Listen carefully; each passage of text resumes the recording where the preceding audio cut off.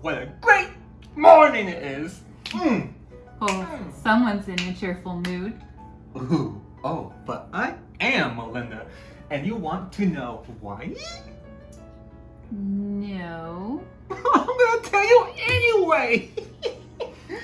It's because Jan Michael has been gone. He has vanished. He's nowhere to be in sight of my view for months.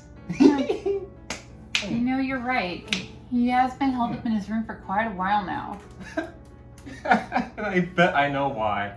He's probably sulking because his videos aren't getting the reviews that he thought he would get. Maybe, just maybe, they suck. Or he's probably lazy. Oh no, Damian. He works all day long up there. Doing what exactly? I couldn't say, but whatever it is, it must be important.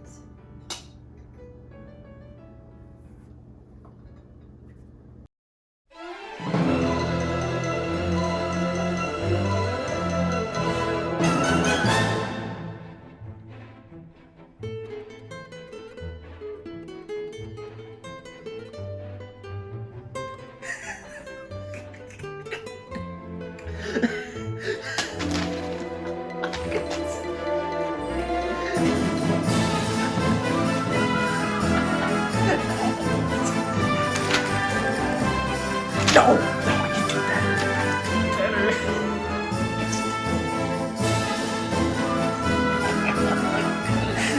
And a couple of these, and a couple of these.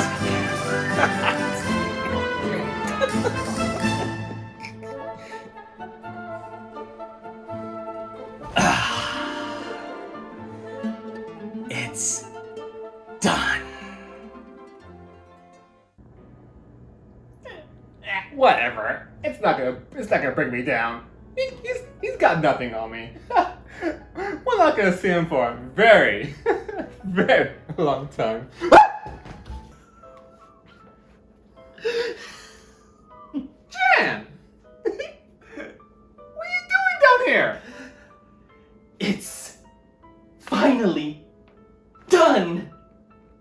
What's done? Season 2! Yeah, okay. Jan. It's too soon for that. Nonsense, Damian! It's exactly the right time.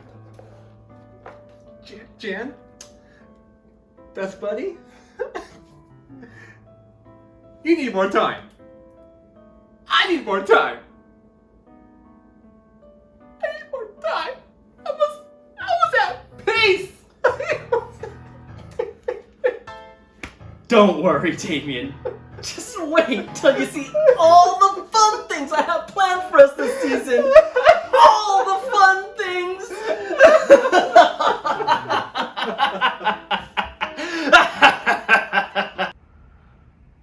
That's right. Laugh. Laugh all you want. But it wasn't Jan that was laughing. It was God! Greetings, ladies and gentlemen of the internet. Jan Michael here. And I'm Melinda.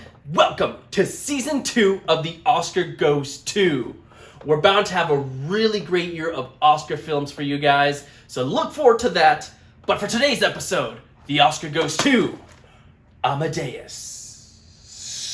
Right here.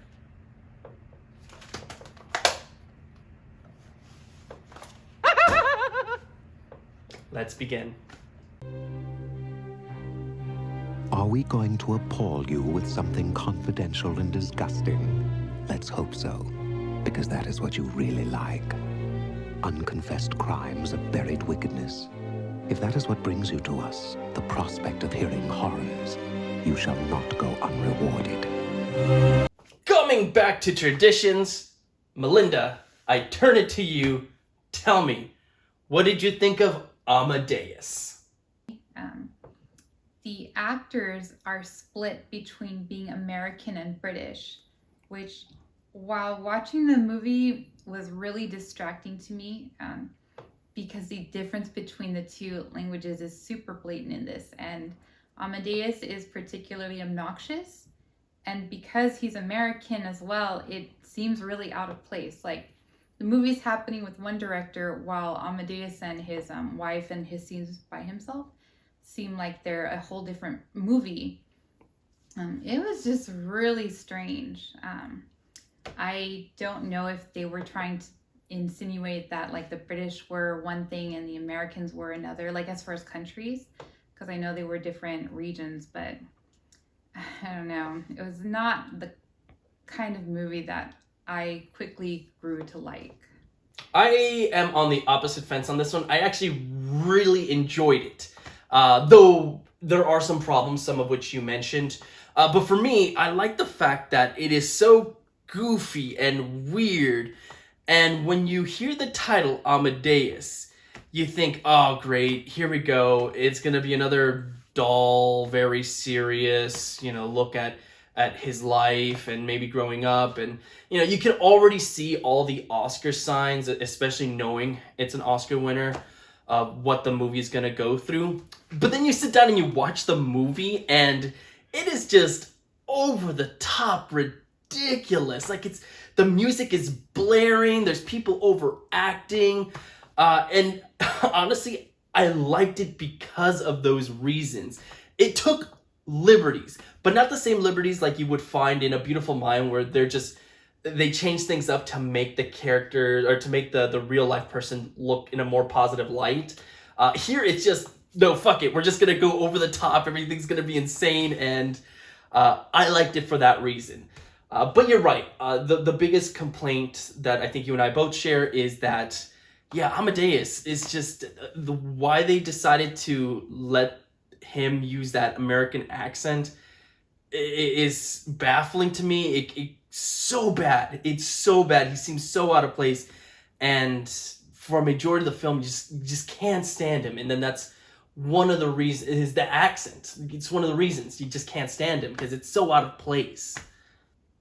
Yeah, like, I can understand that he was eccentric and they were trying to go with a different image of what could have happened, a tale untold, but his accent and portrayal just really alienated him from the movie, which made me think, how did this movie win Best Picture? Like, this, it doesn't gel well. And there's like campiness, we've seen goofy movies and the characters work well. There's straight men, there's like goofy characters, but this one had nothing that solidified it for me.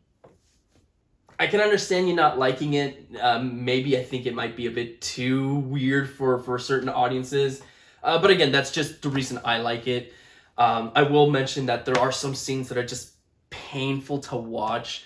The biggest one being when Mozart's father comes to visit, and then Mozart and his wife are bickering, and it's like an 80s sitcom for whatever reason. You're like, the hell's happening? Did we just enter a different movie? It felt like a parody almost in that point in time. But because the majority of the film does focus on Salieri, played brilliantly here by Murray, you really like to follow this character. You like to follow his struggles in the film and everything that he's going through and the steps that he takes. And just because he's such an interesting character, I think the movie definitely has more positives than negatives. And again, I love the silliness of it. That's, for me, it's the selling point, and that's what really makes me really recommend it to other people. Yeah, I would say the only saving grace was anything involving Salieri without Mozart. He was the best part. Like, he had anguish, he had resentment, like, he did very well. And again, all the rest of the movie seemed like it was one piece, so that I can praise for it.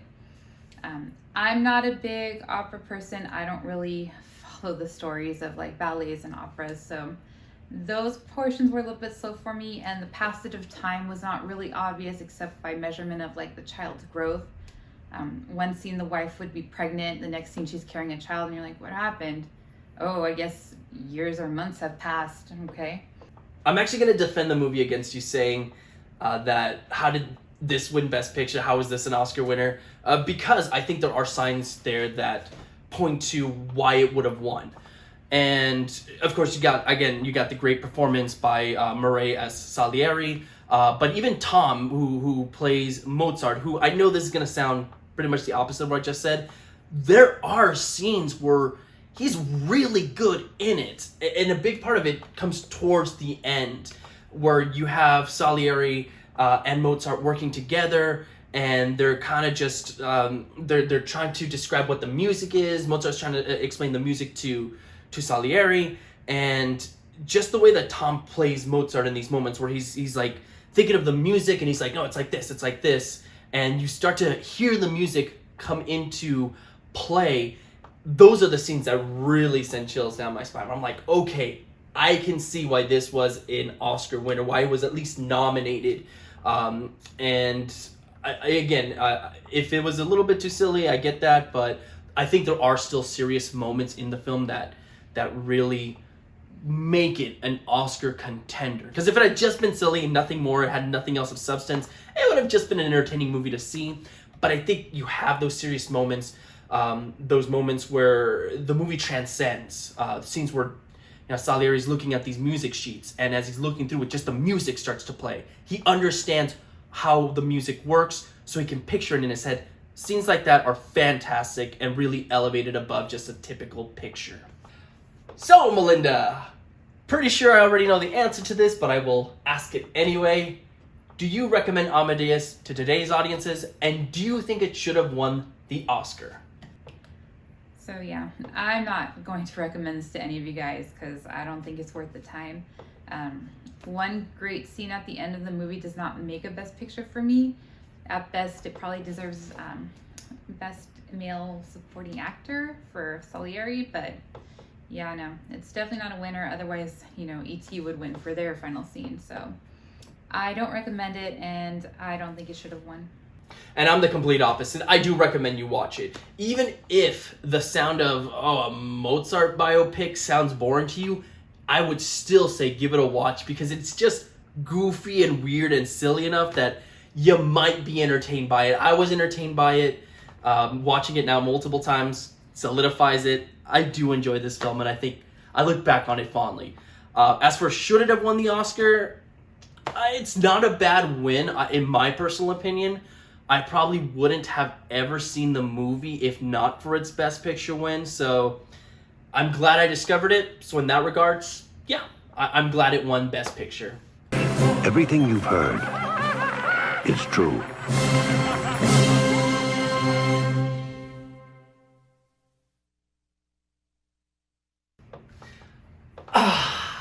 It's good to be back. Isn't that right, Damian? For you see, God rather see my happiness dead than let me live in the glory of peace. Damian's gone kind of weird since I've been gone, huh? No, that's pretty new. Oh.